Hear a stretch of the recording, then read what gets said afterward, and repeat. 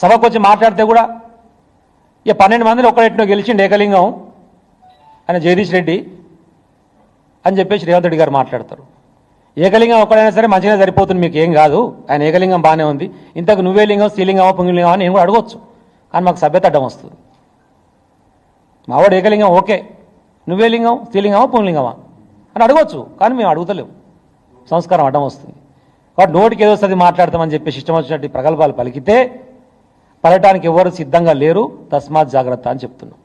ఇప్పటికైనా వెంకటరెడ్డి దయచేసి తాగుడు బంద్ చేసి ప్రజల మీద దృష్టి పెట్టి, సమస్యల మీద దృష్టి పెట్టి, జరిగిన అభివృద్ధిని చూసుకొని ఇంకా ప్రజలకు ఏం చేయగలుగుతావు, ఉమ్మడి నల్గొండ జిల్లాకు ఏం చేయగలుగుతావో ఇప్పటికైనా ఆలోచన చేస్తే బాగుంటుంది అనేటువంటి విషయాన్ని గుర్తు చేస్తూ, ఇష్టం వచ్చిన పిచ్చి పలగల వాళ్ళు కనుక మళ్ళీ మాట్లాడితే బీఆర్ఎస్ పార్టీ కార్యకర్తలు ఎవరు చూస్తూ ఊరుకోవడానికి సిద్ధంగా లేరు.